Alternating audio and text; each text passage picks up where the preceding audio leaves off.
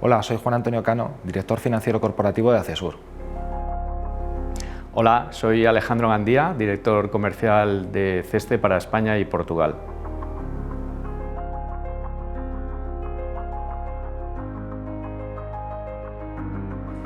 ¿Qué tal? Soy Ingrid Gutiérrez, periodista de La Información. Les doy la bienvenida a esta segunda entrevista del videopodcast que CESTE y el Foro de Marcas Renombradas Españolas organizan bajo el título Nueva globalización, nuevos retos.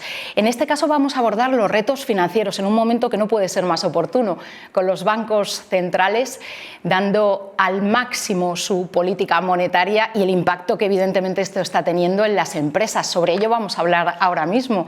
Si te parece, Juan Antonio, podríamos empezar desde vuestro punto de vista, desde el punto de vista de Acesur, porque nos expliques un poco cuál está siendo el impacto de este entorno tan desafiante, esta subida de tipos como no habíamos visto desde la creación del euro en una empresa como la vuestra. En el corto plazo, desde mayo del año pasado, un nuevo componente de presión en la cadena de riesgo contra el margen de las compañías ha venido a vernos.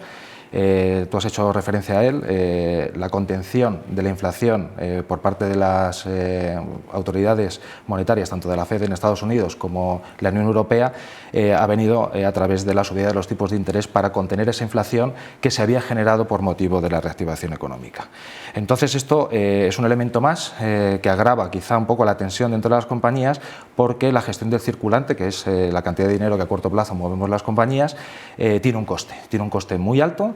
Tiene un coste que, dependiendo de las compañías, son más fáciles de contener o de asumir que otras, pero también está afectando al crecimiento de las compañías, a lo que es la inversión, puesto que no todos tenemos, todas las compañías tienen caja suficiente para afrontar lo que es el crecimiento sin endeudamiento, con lo cual tenemos a corto plazo una gestión del activo circulante mucho más caro, y a medio y largo plazo también unas decisiones que tomar en cuanto a inversión, puesto que el coste de esa inversión va a ser también importante. ¿En Acesur qué hacemos? Bueno, pues seguimos nuestro plan estratégico.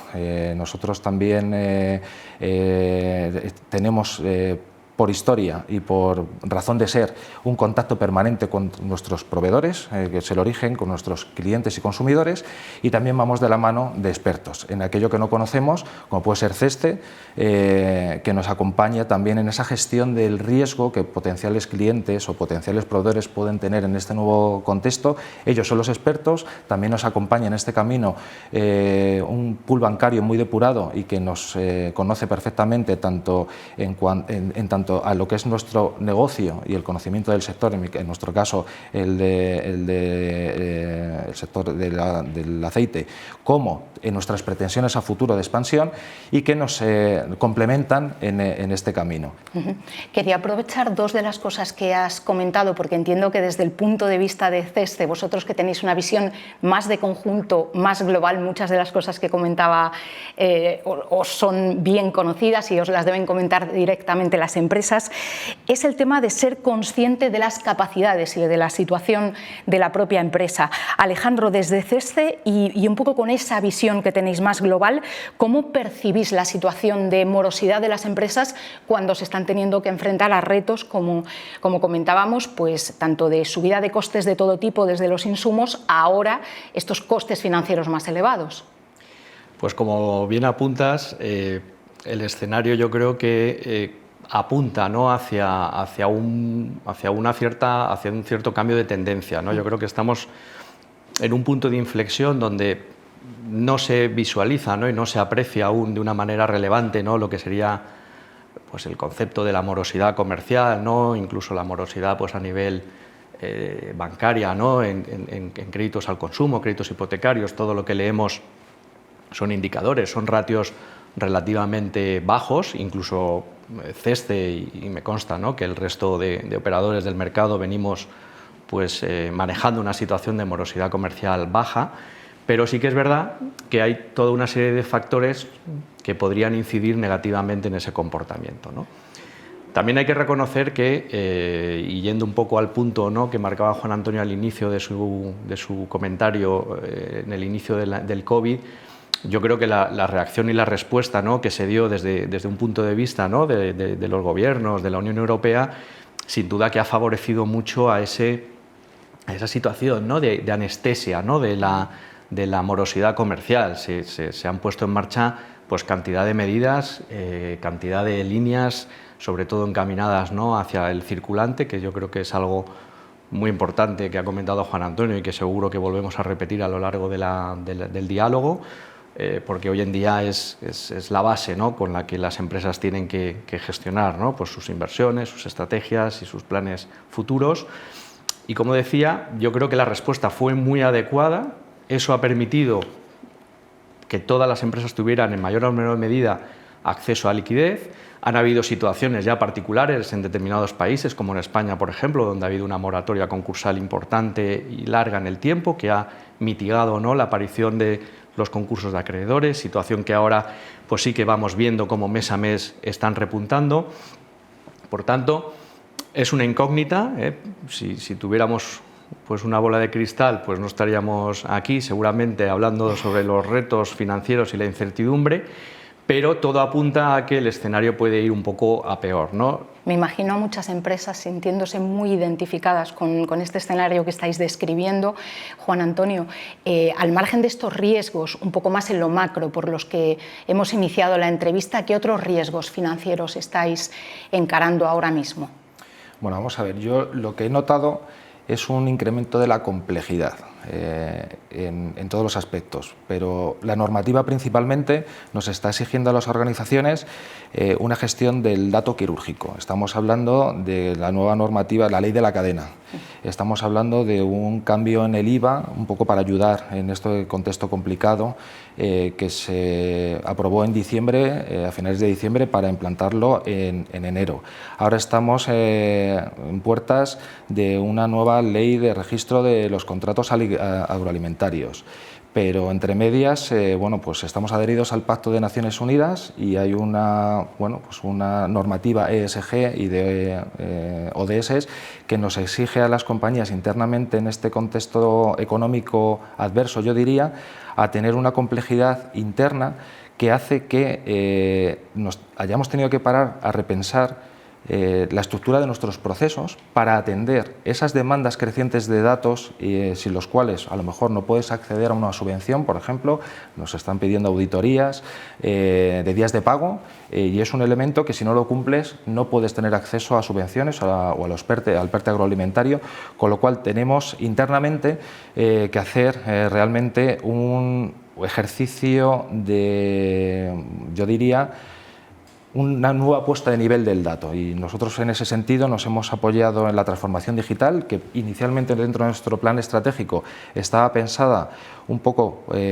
para acompañar como ventaja competitiva frente al resto y que ahora se ha convertido en una necesidad absoluta para dar respuestas al mercado financieramente. Y en lo que respecta a las compañías, también tenemos un nuevo estado financiero, que es el estado de información no financiera, y que también, bueno, pues yo creo que el Departamento Financiero se ha adueñado de él en cuanto a la capacidad de gestión de datos de la compañía y la relevancia que tiene a la hora de hacer una memoria de sostenibilidad también, con lo cual esos riesgos adicionales que me mencionabas no solamente son económicos, y vienen también por la parte normativa, ¿no? Y yo creo que el esclarecimiento o la visibilidad más a largo plazo nos haría redundar quizá en un poco menos de complejidad a las compañías, que ya tenemos bastante con estar intentando luchar con toda esta inflación y con toda esta presión de márgenes que tenemos.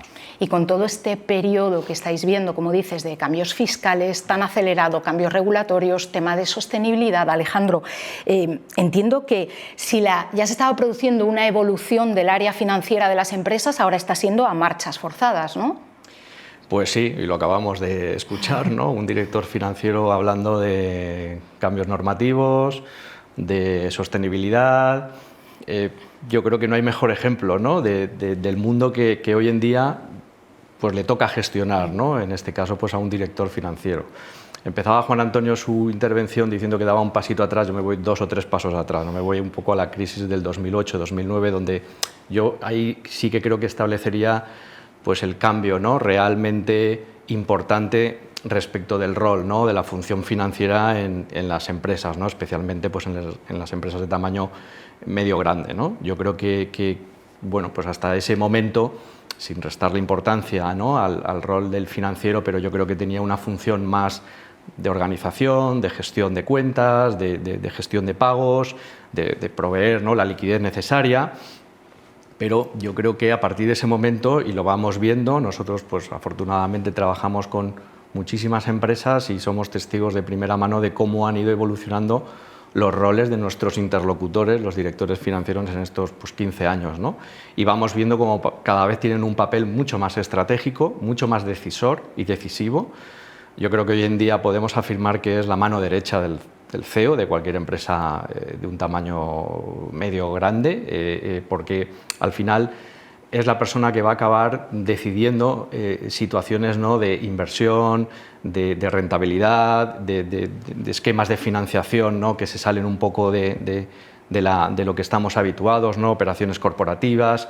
Al final está tomando, ¿no?, una posición muy, muy relevante, además de tener que preocuparse pues, de situaciones como las que estaba ahora comentando Juan Antonio, que desde un punto de vista, por ejemplo, pues, regulatorio, pues cada vez hay más, ¿no?, de lo que ocuparse para que luego pues, toda esa gestión puramente financiera pues sea eficaz y eficiente desde el punto de vista, ¿no?, del objetivo de la estrategia que la dirección haya marcado, ¿no?, y acompañe pues, al marco normativo en el cual pues, una empresa, en este caso pues agroalimentaria, pues tiene que manejarse, ¿no?, en ese sentido. O sea que sí, que yo creo que los cambios han sido profundos y yo creo que muy evidentes.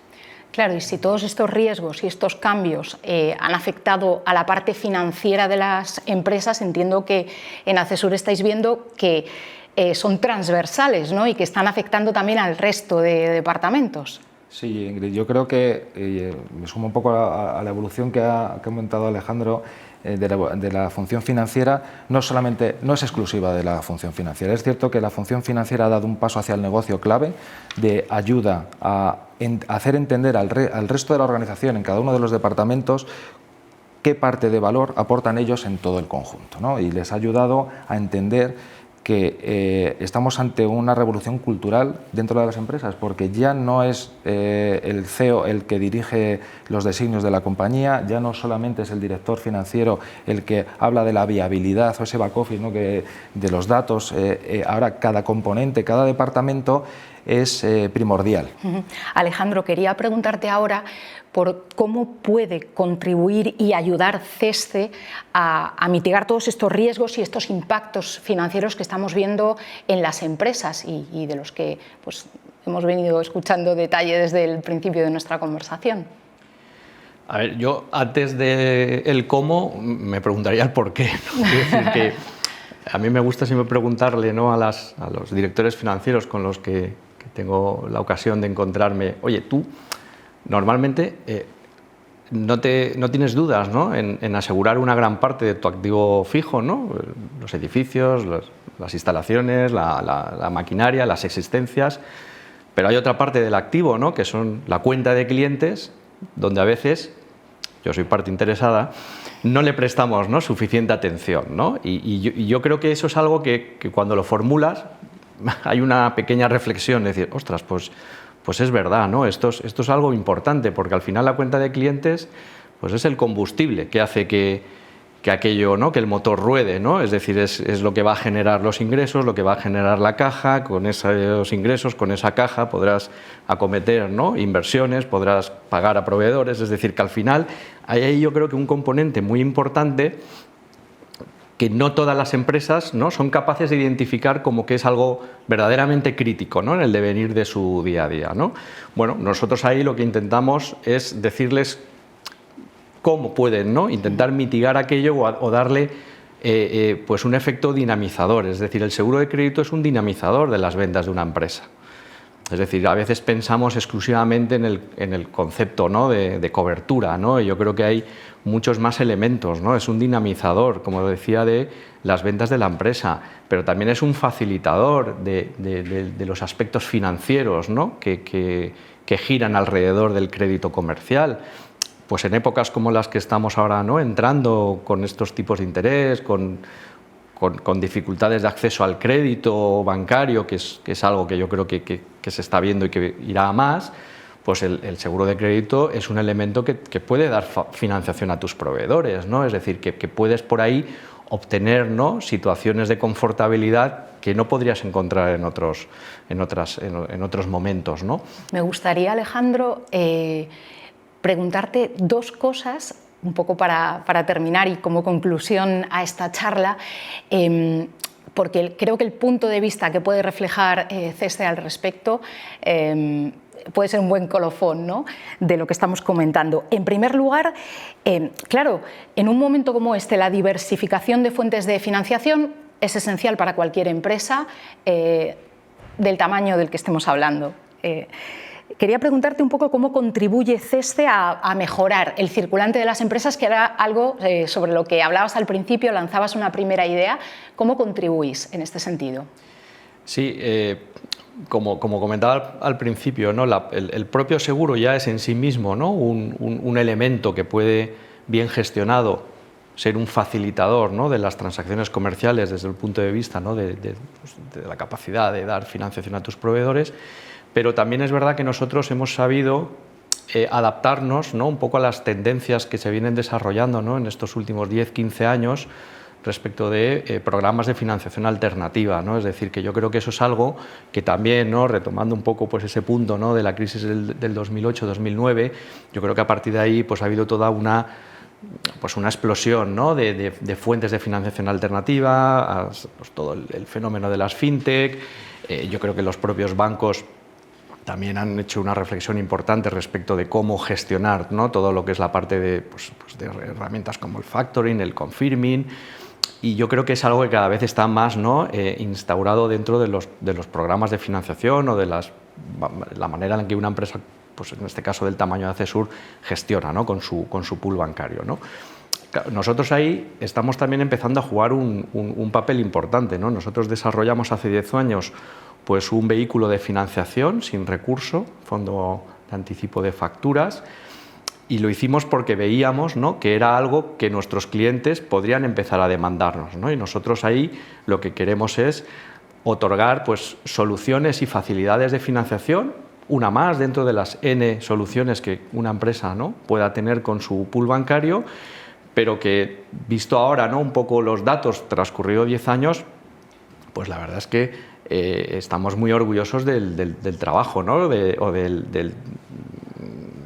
lo que hemos puesto encima de la mesa para que las empresas puedan gestionar, ¿no?, su liquidez. ¿Y qué sería lo que mejor os definiría como proveedor de soluciones de crédito, si tuvieras que...?